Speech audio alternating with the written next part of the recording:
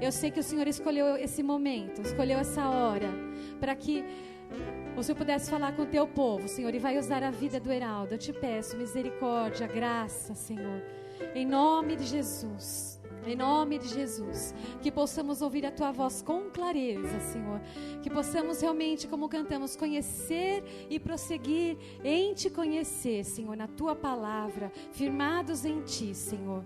Obrigada, Senhor, usa o Teu servo e que faça, e que cada um aqui, Senhor, possa abrir os seus ouvidos realmente espirituais e principalmente o seu coração, corações quebrantados, Senhor, diante de Ti.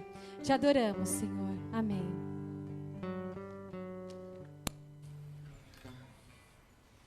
Obrigado, Fernanda. Graça e paz, amados.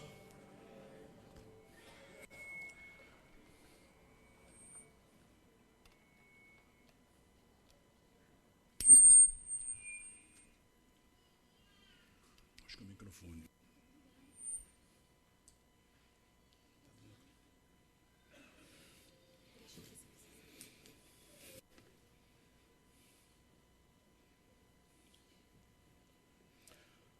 Bem, amados, hoje nós temos a missão de finalizarmos o Sermão do Monte.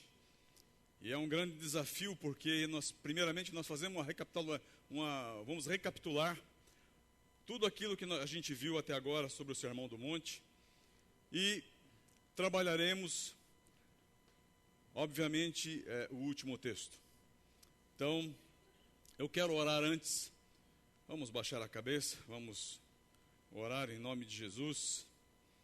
Senhor, nós queremos que o Senhor fale aos nossos corações, Pai. Deus, que sobre todas as coisas, eu peço que o Senhor, ó Deus, use a minha vida e que nessa noite o Senhor fale aos corações de meus irmãos, como já tem falado a mim, Senhor. Que o Senhor confronte cada um deles, assim como eu tenho sido confrontado pela Tua palavra, Senhor. Em nome de Jesus Cristo, queremos dizer ao Senhor que Tu és bem-vindo ao nosso meio, que Teu Santo Espírito passeie em nosso meio e que transforme nossas vidas. Faz isso, ó Deus, em nome de Jesus. Amém. Bem, o nosso tema está aí, a felicidade estar no andar com Deus. Temos visto isso há longo tempo. Temos pensado, refletido na palavra de Deus. E, para começar, eu quero fazer uma retrospectiva. Nós começamos lá em Mateus 5:1, falando sobre as bem-aventuranças. E ali nós temos a primeira bem-aventurança que diz que bem-aventurados são os humildes de espírito, porque deles é o reino dos céus.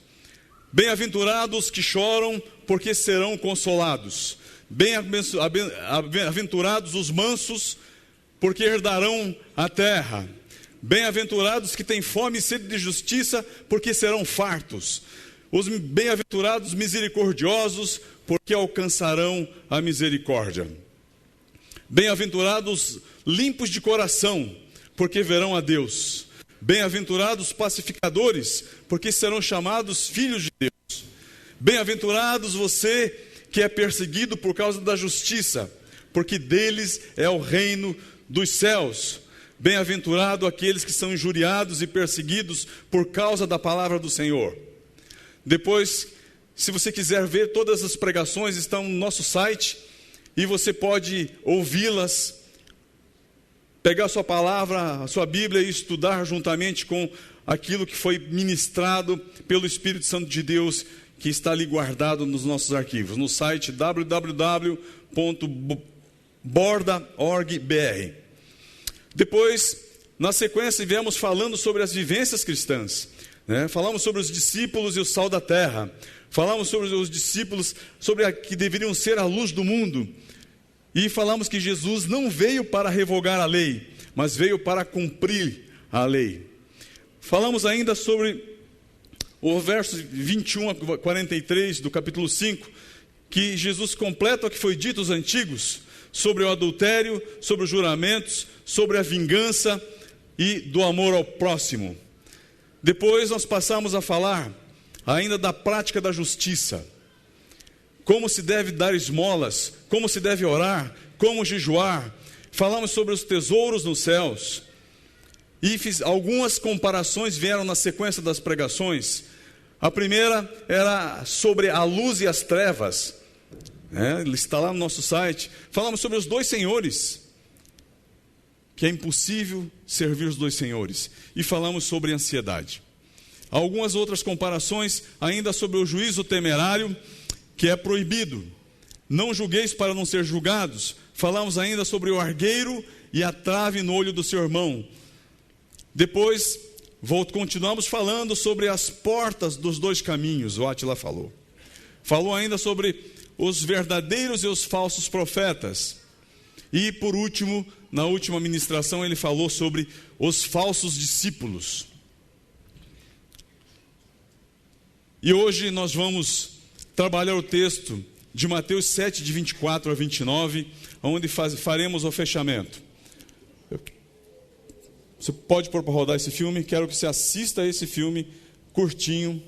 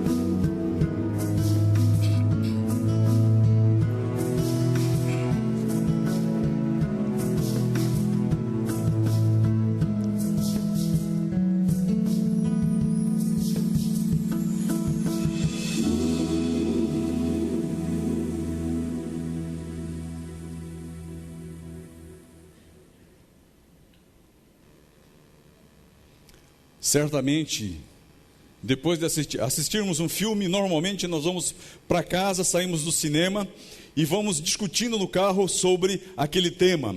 E muitas vezes, se nós possuirmos um livro sobre o qual o filme foi feito, nós vamos ler o livro para confrontar. Ou então nós voltamos a assistir esse filme para fixar sobre aquilo que nós queremos aprender. E eu quero ler com vocês. Quero que, se você tiver a tua Bíblia, leia na sua versão que você está acostumado.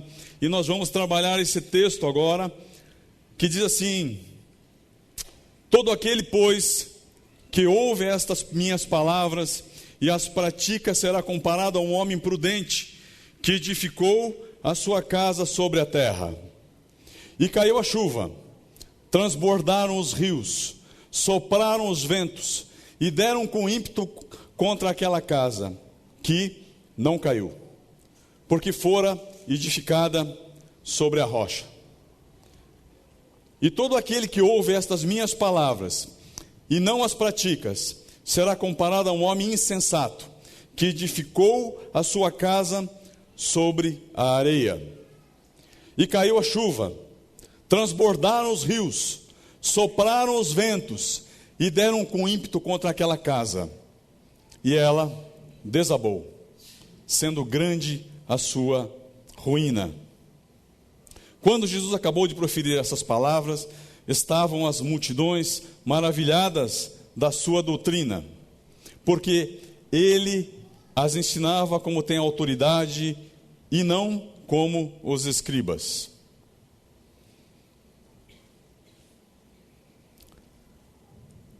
Amados, somente a obediência às palavras do Senhor Jesus Cristo é o único fundamento firme para a vida eterna. Depois de Jesus contar a ilustração dos dois caminhos, cujo propósito era ensinar o caminho estreito e o largo, descritas lá no verso 13 e 14, do cuidado que devemos ter para não sermos enganados também pelos falsos profetas, verso 15 e 16 do texto. E o exemplo das duas árvores que identificam o verdadeiro e o falso profeta, e a gente olha ali o fruto oposto ao ruim, no verso 17 e 20. E por último, o Átila falou sobre aqueles que são os falsos discípulos. Amados, que nem todos, pelo simples fato de professarem ser cristãos, pelo simples fato de estarem frequentando uma igreja, significa que são verdadeiros cristãos e serão salvos. Isso é muito sério. Mas aquele que demonstra, segundo a palavra de Deus, pelas suas atitudes, o fazer a vontade de Deus, esse é o verdadeiro cristão que está nos céus e será salvo, conforme o verso 21 a 23.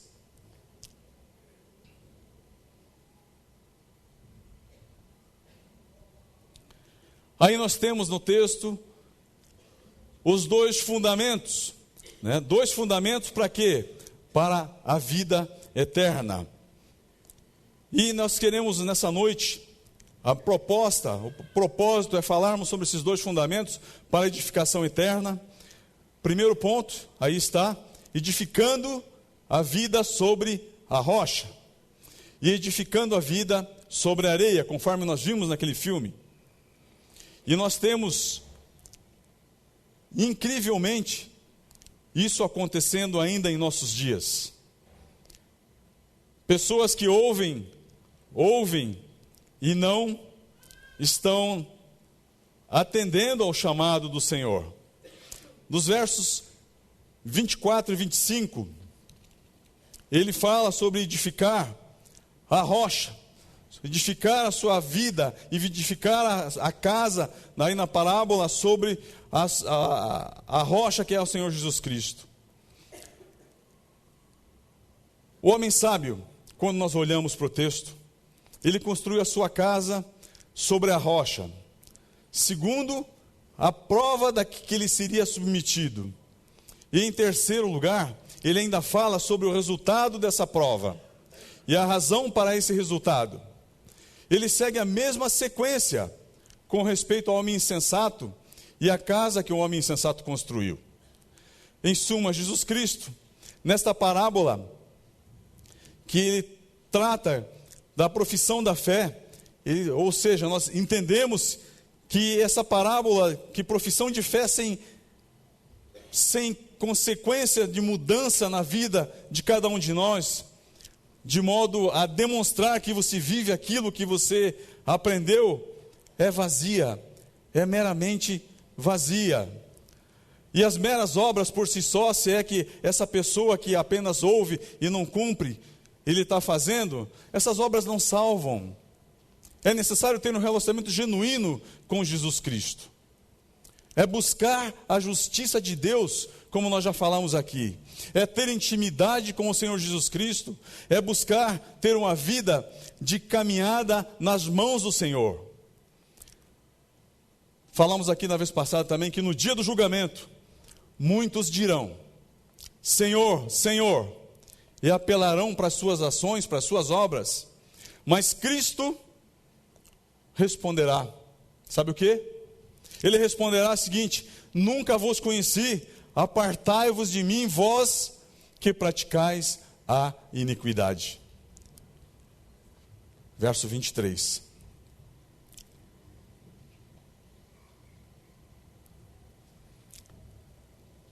Todo aquele, pois, que ouve essas palavras e as pratica será comparado a um homem prudente, que edificou a sua casa sobre a rocha, sobre o fundamento. Senão, vejamos agora as características que diferenciam os dois construtores.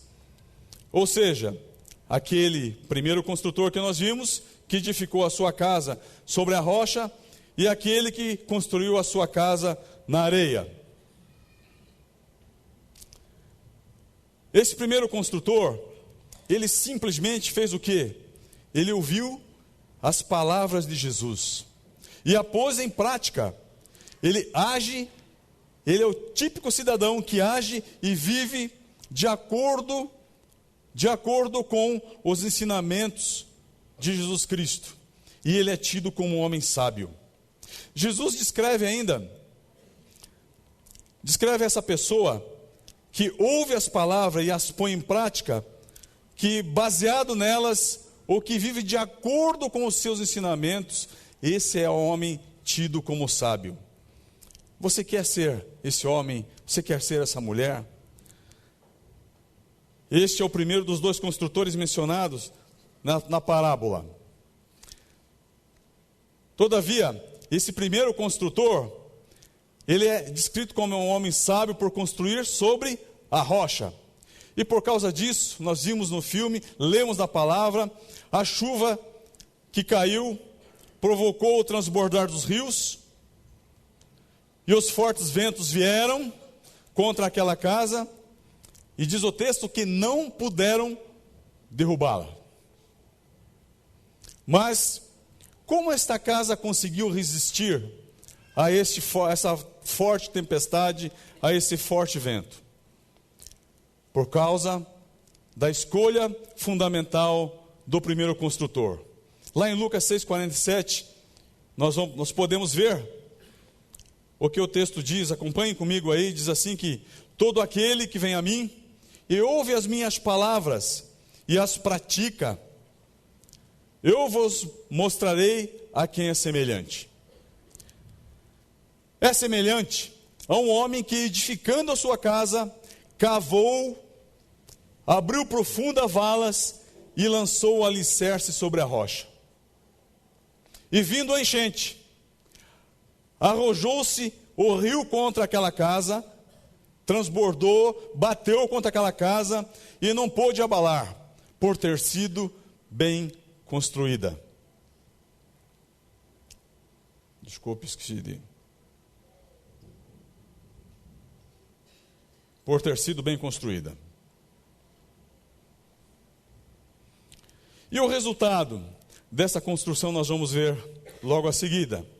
E conforme a gente pode observar nessas duas passagens, os dois construtores que Jesus Cristo enfatiza, que ele demonstra, construíram as suas casas no mesmo local, aparentemente. Ambos construíram as suas casas num vale que continha o leito de um rio.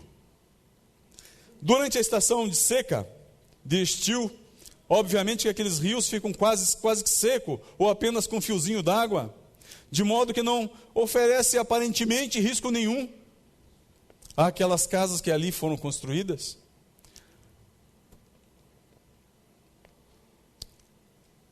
E esses construtores procurando um lugar para construir a sua casa, a pessoa que um desses construtores olhou para o terreno baixo, arenoso, teoricamente protegido do vento, protegido do sol, que era um lugar aprazível, um lugar agradável para se construir. Mas, se essa pessoa, esse primeiro construtor, ele não fosse precavido, meu amado, não se daria conta de que a casa seria construída juntamente ao leito de um rio, que tem a duração de uma estação, que passa e virão as chuvas, e que com as chuvas de inverno da região, certamente desintegraria aquela casa. E construir num lugar assim, sem cavar e achar uma rocha forte, sem achar um local sólido, era preparar-se para o desastre, como nós vimos no segundo caso. E nas casas da época de Jesus, elas não tinham as fortalezas como nós temos hoje. Não tinham baldrames, eram feitas simplesmente, eram construídas. os ladrões podiam furar as paredes e entrar. O teto era feito de palha e podiam facilmente descer, serem abertos. Vimos isso em algumas parábolas já. Tudo naquela casa dependia simplesmente do alicerce. Contudo, o primeiro construtor se prepara para evitar esse infortúnio da destruição. Antes de construir a casa, ele remove a terra solta, diz o texto, cava até encontrar a rocha sólida. Então, assenta ali o alicerce naquela rocha. Ou seja, ele constrói a sua casa sobre um sólido e firme fundamento. Como é que nós aprendemos alguma coisa com isso, amado? Nós que ouvimos a palavra de Deus, dia após dia, que lemos a palavra de Deus, que temos o entendimento segundo o Espírito Santo, obviamente que nós não vamos fazer uma construção com as nossas vidas, das nossas vidas, firmar a minha vida, as minhas atitudes, os meus atos, em cima de uma porção de areia. E sim, obviamente, sobre a rocha forte. E o resultado de tudo isso, qual que é? Para aquele que construiu primeiro, para o construtor sábio, para aquele que olhou o firme fundamento, é isso que estão vendo aí. Segurança e tranquilidade. Apenas segurança e tranquilidade.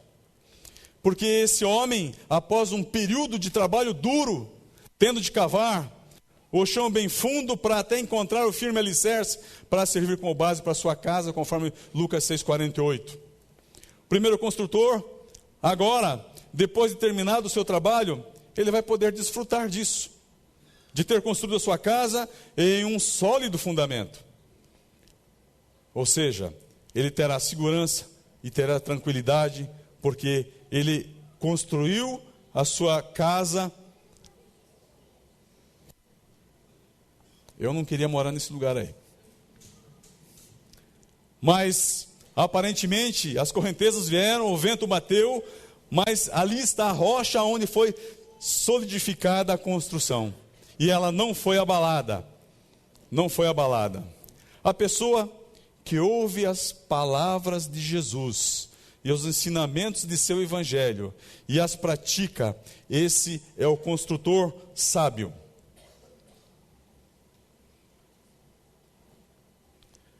Aí, a casa construída sobre a rocha, ela simplesmente simboliza a vida sua, a minha vida, alicerçada em Cristo Jesus e no seu evangelho. A tempestade denota as provas da vida. Muitos aqui certamente já passaram por lutas, por tempestade, por doenças, enfermidades, perdas e muito mais, muitas outras coisas que colocaram a sua fé em prova, colocaram a sua vida em prova. E somente é sensato, somente é sábio aquele que transpõe a palavra do Senhor do que simplesmente ouvi-la e não praticá-la. Aquele que ouve a palavra do Senhor e a pratica e faz segundo a vontade do Senhor, esse sim, evita as grandes adversidades, evita as grandes perdas, e mesmo que tenha enfermidade e tenha lutas, ele está com o Senhor, e o Senhor está com ele. Tudo depende de pôr em prática o que o Senhor nos orienta. Esses dois aspectos que acabamos de falar, o de ouvir e de falar, sempre andam juntos para o construtor sábio, para aquele que depende do Senhor. Ouvir e praticar, amados, é uma virtude do cristão que quer andar com o Senhor. Somente a vida cujo fundamento é firme pode suportar provas. Você já teve provas na sua vida? Você já foi testado? Você já esteve à beira da morte? Você já ouviu a palavra de Deus e na hora que você precisou, você de fato estava firme no Senhor? Jesus simplesmente ele exigia duas coisas. A primeira é que os seus discípulos ouvissem a sua palavra, ouvissem aquilo que ele dizia para os seus discípulos. E a outra coisa, ele exigia que pusessem em prática aquilo que ele falava, aquilo que ele dizia. Porque, amados, conhecimento somente não basta. O conhecimento, ele deve ser transformado em ação. A teoria deve passar para a prática. A teologia precisa chegar na sua vida, porque senão de nada serve. Conhecimento guardado de nada serve. Teoria sem prática não serve para nada. E a teologia que nós aprendemos, que estudamos, que zelamos por ela, se ficar apenas guardado na sua mente, e se não chegar ao seu coração, de nada serve para a sua vida. Existem muitas outras pessoas no seio da igreja, não é só aqui, eu falo da igreja geral, que ouvem hoje, e anos a fio, têm ouvido a palavra do Senhor Jesus Cristo, têm sido confrontadas, e até hoje, conheço pessoas há mais de 15 anos que são amigos da igreja, e jamais colocaram em prática aquilo que ouviram. Amado, se você está nesse quadro, chegue-se ao Senhor. Hoje é dia de você dizer: Senhor, eu quero acabar apenas com a minha amizade com a igreja, porque eu quero ser do Senhor, eu quero entregar a minha vida a Ti, eu quero Te servir, eu quero, Senhor, que a teoria passe a fazer prática, que a teologia que eu aprendi venha fazer parte da minha vida, e que o meu conhecimento que eu tenho do Senhor não fique no conhecimento, mas seja transformado em ação, porque eu quero ver a ação do Senhor na minha vida e da minha família. Se dissermos, amados, que somos cristãos, eu sei que muitos fazem isso apenas da boca para fora, concluímos que temos duas obrigações. A primeira é que, se você ouviu, comece a praticar a palavra de Deus. E essas duas coisas que eu falei, entre ouvir e praticar, se resume somente numa palavrinha: obedecer à vontade do Senhor Jesus Cristo. Amém, amados? Vocês querem isso para a vida de vocês? Eu quero para a minha. Eu quero obedecer.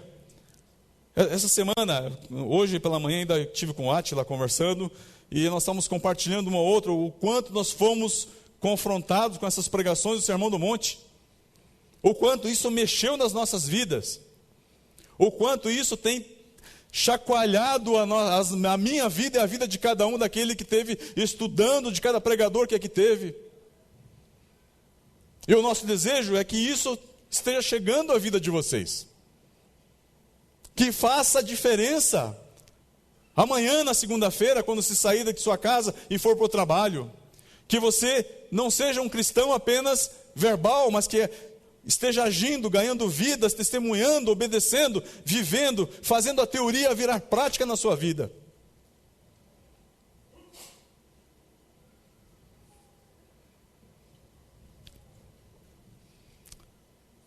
Temos esse desafio de obedecermos ao Senhor. Verso 26 e 27, diz assim: e todo aquele que ouve estas minhas palavras e não as pratica, será comparado a um homem insensato que edificou a sua casa sobre a areia.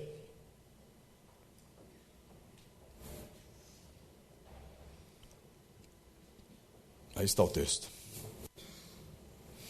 E caiu a chuva, transbordaram os rios, sopraram os ventos, e deram com ímpeto contra aquela casa, e ela desabou, sendo grande a sua ruína. As mesmas condições, os dois construtores, o mesmo local, somente que o fundamento de um era diferente do outro.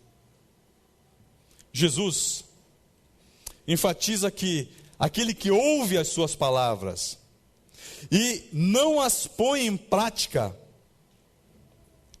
esse homem é caracterizado como insensato. Em contraste com o sábio, que nós acabamos de ver, que é o primeiro construtor, Jesus agora enfatiza a pessoa que ouve. Amados, muitos de nós ouvimos durante muitos anos e nunca tomamos decisão em nossas vidas de seguirmos e fazermos a vontade do Senhor. Eu quero que você saia com essa frase, pelo menos daqui. Muitos de nós ouvimos anos a fio. Eu tenho desafiado pessoas a virem para o batismo, a tornarem pública a sua profissão de fé há anos. Tem gente que foge de mim até. Ou seja, que não põe em prática, ou seja, aquele que age baseado nas suas práticas, que não vive de acordo com os ensinamentos do Senhor, esse, diz o texto, que é um homem tolo. Não sou eu que estou dizendo isso, é o Senhor, a palavra de Deus. Em outras palavras, um homem sem entendimento. Quando a gente olha aparentemente para aqueles dois que constroem a casa, indelevelmente esse segundo construtor é descrito como um homem sem bom senso, sem discernimento, por construir a sua casa sobre areia. Ele sabe que vai ruir um dia, mas ele continua edificando a sua casa sobre areia, sobre a terra solta, sobre a terra frouxa, sem alicerce nenhum. Muito embora na descrição do Evangelho de Mateus acerca dessa parábola não mostra todos os detalhes das duas construções, não mostra a maneira que cada um desses homens construiu sua casa, mas, no entanto, temos um paralelo destas mesmas parábolas, também relatada por Lucas, e que nos dará esses detalhes que são imprescindíveis para entendermos essa questão em pauta. Lucas, ele fala, amado, ele fala que o segundo construtor, no verso 49, Lucas 6, 49, que ele construiu a sua casa sobre a terra, porém, sem alicerce. Faz uma barraquinha na praia, no inverno, e espere chegar a maré alta, espere os rios encherem, espere o vento sul bater, para você ver o que vai acontecer. A base da construção, amado, é fundamental. A escolha fundamental desse segundo construtor foi a areia. Obviamente que nada para em pé em areia. Ainda em Lucas, lendo o texto 49, diz assim: mas o que ouve e não pratica é semelhante a um homem que edificou a sua casa sobre a terra sem alicerce. E aconteceu o quê? E arrojando-se o rio contra ela, logo desabou, e aconteceu que foi grande a ruína daquela casa. E como resultado, amado, da falta de sabedoria, choveu, os rios transbordaram, sopraram os ventos, vieram as lutas contra aquela casa, e ela simplesmente caiu, totalmente destruída. Mas por que esta casa não resistiu à forte tempestade e caiu? Essa é a questão.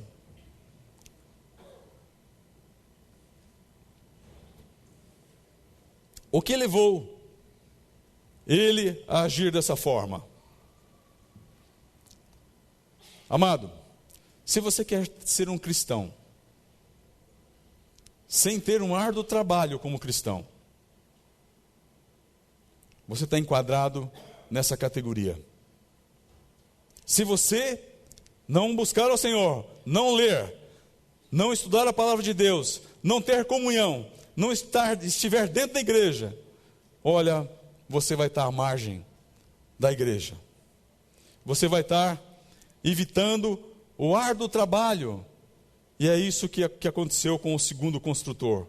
Evitou de fazer tudo aquilo que o primeiro construtor fez, de procurar, de cavar, de trabalhar, de abrir vala, de alicerçar e construir em cima daquilo que era a base. E aí, qual que é o resultado? O resultado dessa construção é perda, destruição. Simplesmente isso. Eu quero que vocês vejam uma cena que ilustra muito bem isso. Por favor, Não é jornal do Plim Plim, não. Pessoas desapareceram em desabamentos de prédios e pontes provocados por enchentes no sudoeste da China. Os rios transbordaram e inundaram tudo. A correnteza era tão forte que derrubou prédios. Um cinegrafista flagrou o momento em que essa casa de 3 andares foi levada pela enxurrada e um homem que estava na varanda, veja na imagem, foi levado pela água também e até agora não foi encontrado. É isso que acontece. É isso que acontece com nossas vidas, como nós estamos edificados sobre a areia na beira de um futuro desastre. O segundo construtor desejou o caminho fácil, amado. Desejou o caminho frouxo, o caminho largo. Ouviu vozes que não era para ouvir e se deu mal.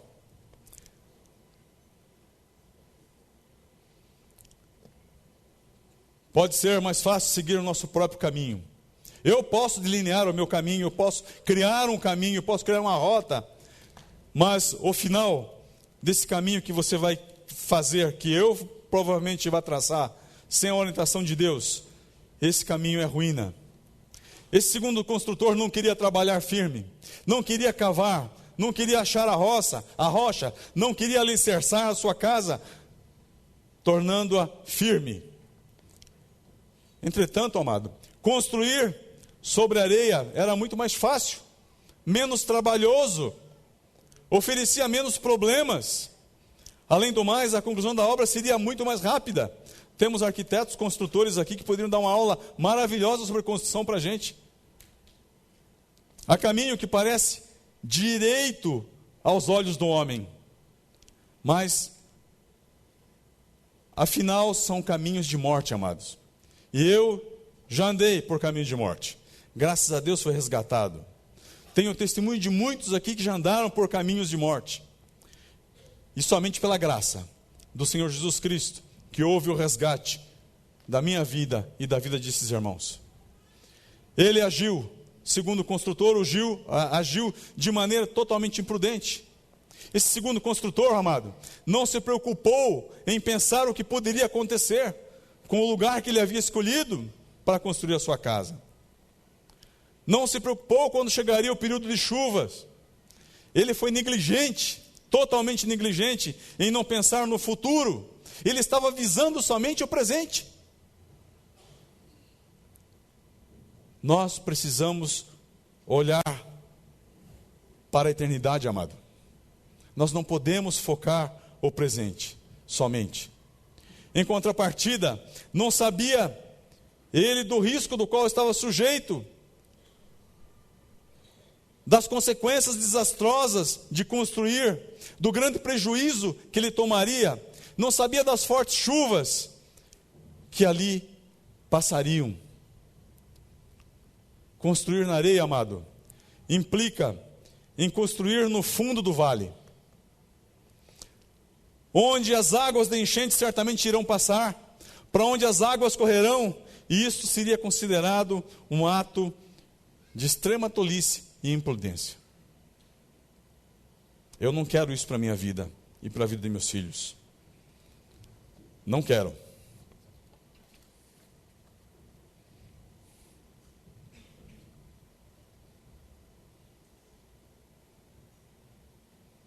Deixa eu voltar aqui.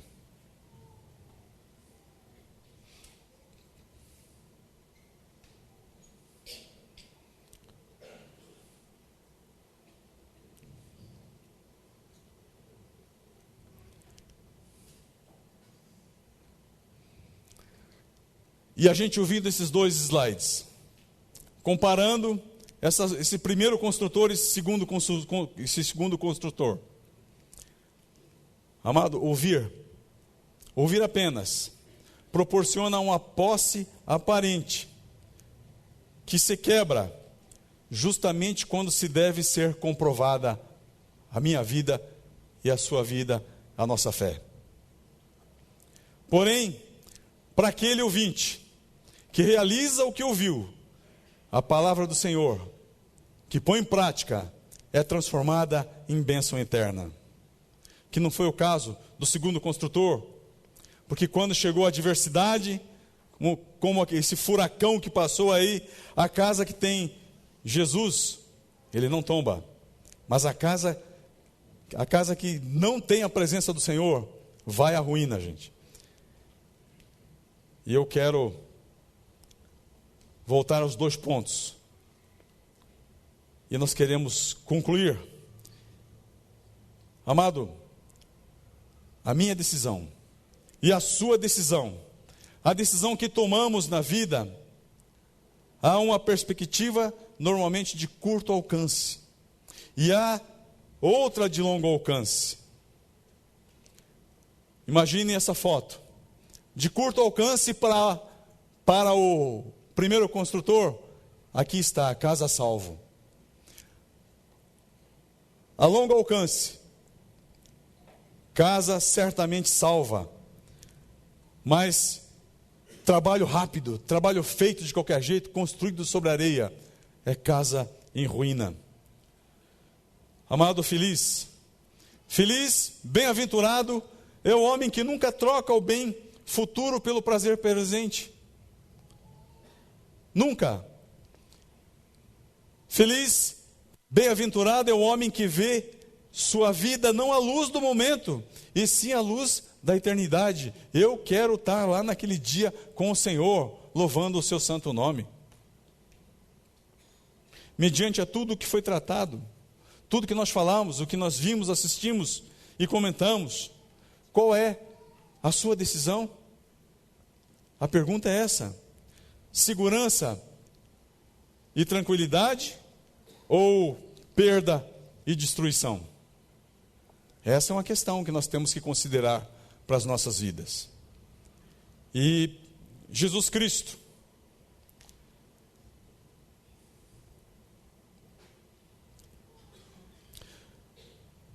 depois de confrontar o povo, confrontar os seus discípulos, depois de ministrar a palavra para eles, ele desce do monte do sermão,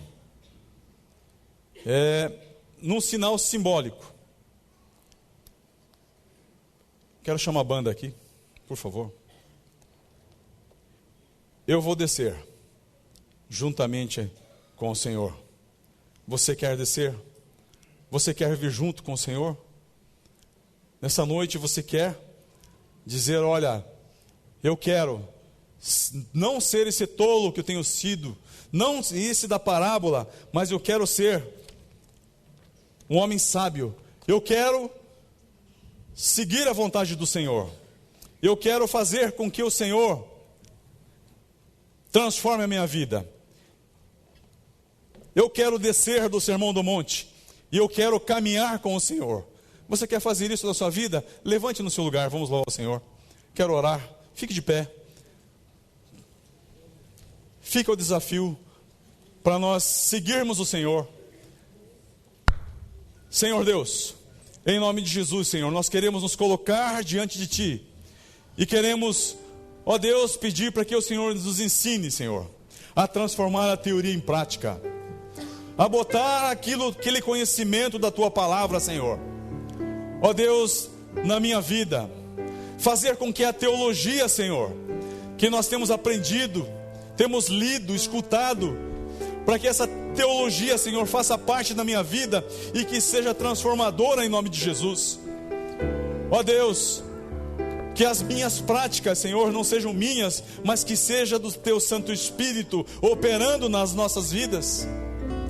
Ó Deus, eu quero colocar a vida de cada irmão que está aqui de pé diante do Senhor e dizer ao Senhor que nós queremos segui-lo sim, Senhor. Nós queremos ser bem-aventurados, nós queremos ser felizes. Ó Deus, no dia do juízo, nós queremos estar daquele lado que o Senhor dirá assim: entra no meu descanso, ó bendito do meu Pai, porque o reino está preparado para ti. Venha para o meu regozijo, venha para o meu descanso. Em nome de Jesus, Senhor, faz de nós homens e mulheres melhores do que nós fomos até hoje, Senhor. Deus, faz com que essa série toda que nós ministramos possa fazer sentido para nossas vidas. Ó Deus, que nosso coração possa ser transformado, que as nossas vidas, Senhor, possam impactar vidas de outros, daqueles que amanhã estaremos convivendo no trabalho, Senhor, na rua, no trânsito. Deus, tem misericórdia de nós, porque muitas vezes nós temos sido tolos, Senhor. Nós temos sido teimosos em não ouvir a Tua palavra, em não fazer a Tua vontade, mas nós queremos, em nome de Jesus, que a Tua vontade seja feita na nossa vida, que venha o Teu reino sobre a nossa vida, Senhor, e que nos transforme, nos cure. Ó Deus, nos reavive, Deus, nos dê uma unção de alegria, e nos faz sabedores de que nós pertencemos ao Senhor. Deus, essa é a minha oração, em nome de Jesus. Em nome de Jesus, Senhor. Toma cada vida aqui em Tuas mãos, ó Deus, e nos conforta, nos transforma, nos alegra, nos faz pessoas melhores, no poderoso nome de Cristo Jesus. Vamos louvar o Senhor?